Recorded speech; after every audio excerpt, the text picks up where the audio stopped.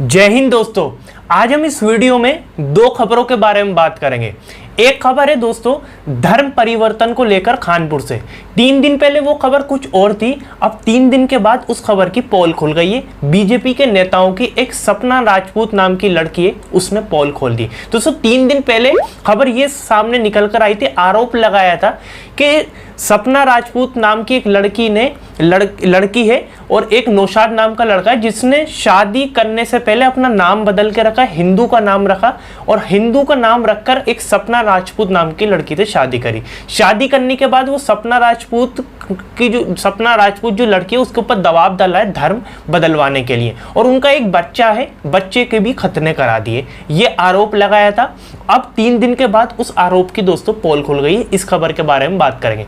दूसरी खबर है दोस्तों श्रीनगर से, यानी जम्मू कश्मीर से। जम्मू कश्मीर का एक लड़का है जिसका नाम है बशीर अहमद। वो 11 साल के बाद बेगुनाह होकर जेल से बाहर आया, यानी जिस गुनाह में वो गया था वो गुनाह साबित ही नहीं हुआ। 11 साल के बाद बेगुनाह जेल से बाहर आया। तो सबसे पहले बात करेंगे कानपुर के। कानपुर में एक सपना राजपूत नाम की एक लड़की है।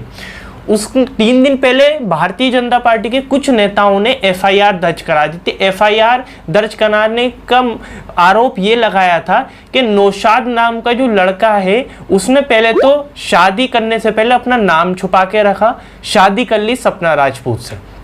जब शादी हो गई, शादी होने के बाद वो फिर दबाव डालने लगा सपना के ऊपर कि अपना धर्म बदलने के बाद यानी आरोप ये लगा हुआ है। फिर उसके बाद जो बच्चा है उसके खतने के भी बताया है कि उसके खतने करा दिए। दोस्तों ये जो सच्चाई खुली है 3 दिन के बाद, ये खुद सपना राजपूत भारतीय जनता पार्टी के नेताओं की पोल खोल ली, और धर्म परिवर्तन को लेकर जो मामले चल रहे उसकी भी ये पोल खुलती हुई दिख रही है। और दोस्तों ये खुद वीडियो बनाकर उसने डाली है और न्यूज़ चैनल को बताया है। आप खुद ही वीडियो सपना राजपूत की देख लिए।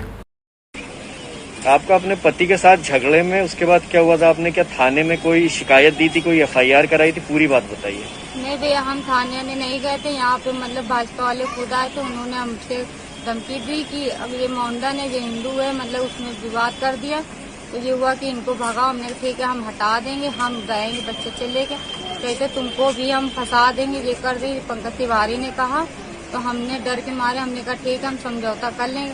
लेकिन हमको ये नहीं पता था कि कोर्ट में कि लोग उसको इतना फंसा, मेरे आगे कोई नहीं है, वही कमाता। तो वही आज हमारे बच्चे कौन कमाए कौन खिलाएगा।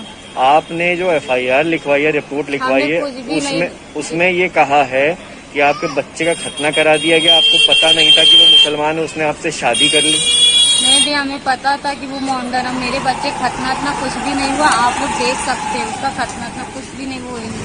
हिंदू रिवाज में ही हम लोग रहते थे। नहीं तो रिपोर्ट किसने लिखाई फिर? रिपोर्ट इन पंकज तिवारी हैं, विकास जायसवाल थे, और ये संजय मिश्रा और अर्चना मिश्रा, पता क्या नाम है, ये सब आए थे। क्या कहा? हमसे जबरदस्ती लिखवाई थी। हम नहीं चाहते थे कि मेरा आदमी फंसे। आज हमारे घर में आटा दाल जब कुछ नहीं, कौन देगा? क्या नाम है आपके पति का? नौशाद।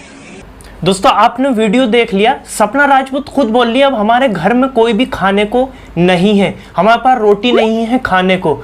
दोस्तों भारतीय जनता पार्टी के नेताओं ने एक झूठे आरोप लगाकर उस नौशाद को जेल तो पहुंचा दिया।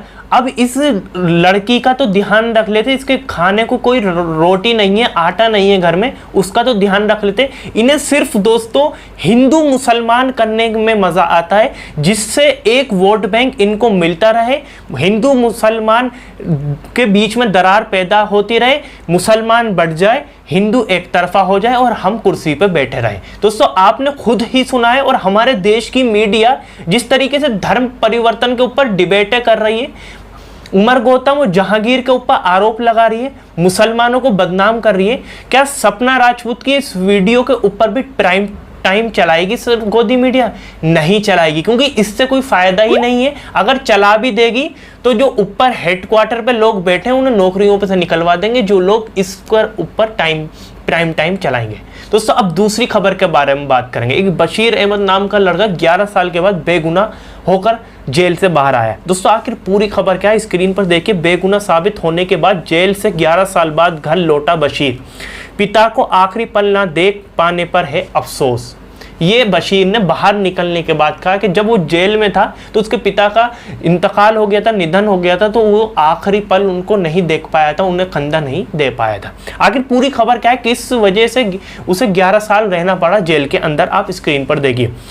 श्रीनगर के रेनवारी के रहने वाले 44 साल के बशीर अहमद बाबा 11 साल तक गुजरात की जेल में रहने के बाद अब घर लौट आए हैं। बशीर को इस बात का अफसोस है कि वे पिता का आखिरी समय में दर्शन नहीं कर सका। इग्नू से उर्दू में पोस्ट ग्रेजुएशन करने के बाद बशीर श्रीनगर में एक एनजीओ माया फाउंडेशन के साथ काम करता था। कंप्यूटर भी चला लेता था और बाकी कामकाज में भी तेज था। इसलिए उस ट्रेनिंग के लिए फाउंडेशन ने बशीर को 2010 में गुजरात भेजने का फैसला किया। दोस्तों बशीर ने पोस्ट ग्रेजुएशन इग्नू से किया उर्दू में, तो वो बहुत मतलब एक एनजीओ से जुड़ गया था पोस्ट ग्रेजुएशन के बाद। वो बहुत ज़्यादा अच्छा पढ़ने में भी था और कामों में भी था और कंप्यूटर भी अच्छे तरीके से चला लेता था।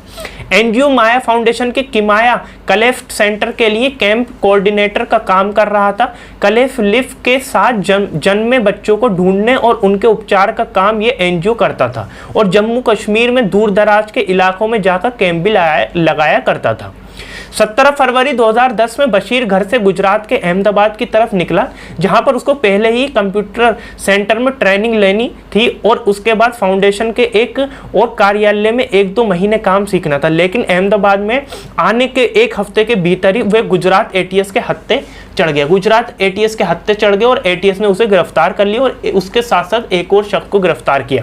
बशीर के साथ साथ एक और व्यक्ति को भी गिरफ्तार किया गया था, लेकिन उसको पुलिस ने छोड़ दिया और बशीर को कई दिनों तक इंट्रोगेशन किया गया। लेकिन इस दौरान बशीर को पता ही नहीं था कि उसका जुर्म क्या है और उसको क्यों गिरफ्तार किया गया है। बशीर को आखिर यही नहीं पता था कि उसका जुर्म क्या है और उसे गिरफ्तार क्यों किया गया है।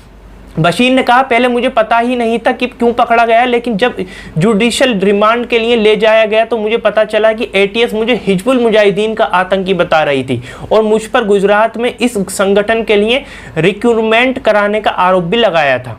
एटीएस ने अपनी चार्जशीट में बशीर को आतंकी रिक्रूटर बताया था और इसके खिलाफ आईपीसी की धारा 120 के सेक्शन 16, 17, 18, 20 ऑफ द गैरकानूनी गतिविधि रोकथाम अधिनियम यूएपीए।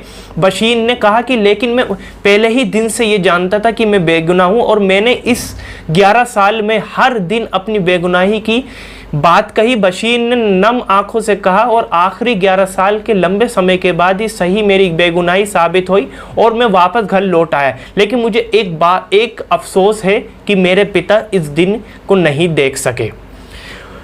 बशीर के पिता की मृत्यु 2017 में हुई और आखिरी समय में बशीर अपने पिता का मुंह नहीं देख सका, जिसका उसे काफ़ी दुख है।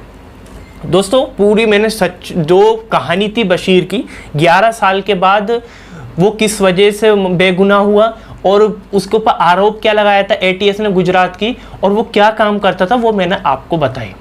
अब मैं गोदी मीडिया से सवाल पूछता हूँ और आप लोगों से भी सवाल पूछता हूँ और सरकार से भी सवाल पूछता हूँ।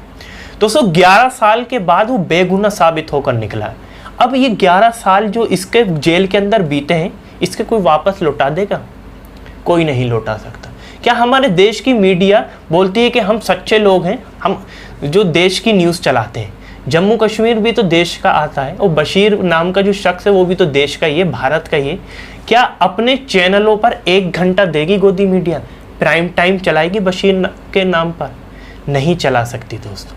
अगर चला देगी तो सरकार की पोल खुल जाएगी और सरकार की पोल खुल जाएगी तो जो गोदी मीडिया के चैनल हैं उनको बंद करा दिया जाएगा, उन नौकरियों में से निकलवा दिया जाएगा। क्या गोदी मीडिया सिर्फ 1 घंटा नहीं दे सकती? 24 घंटे में से 1 घंटा सिर्फ प्राइम टाइम नहीं दे सकती बशीर के नाम पे? जबकि बशीर का कोई गुनाह ही नहीं है दोस्तों। बशीर को यही नहीं पता था कि उसे गिरफ्तार क्यों किया गया। जब उसे जुडिशली रिमांड पर ले जाया गया तो उसके बाद पता चला कि उसे हिजबुल मुजाहिदीन का आतंकी बताया गया है। हिजबुल मुजाहिदीन का आतंकवादी। बड़ा ही आसान है दोस्तों, ये मुसलमान को आप पकड़ो और आरोप लगा दो कि आप हिजबुल के आतंकी हैं, आप उस संगठन के आरोपी हैं। और जब 11 साल, 15 साल, 20 साल के बाद वो बेगुनाह होकर साबित होकर वो जेल से बाहर आए तो फिर सरकार की जिन के ऊपर जो आरोप लगाते हैं पुलिस वाले, एटीएस वाले, उनका कुछ नहीं होता, वो चुप हो रहे थे।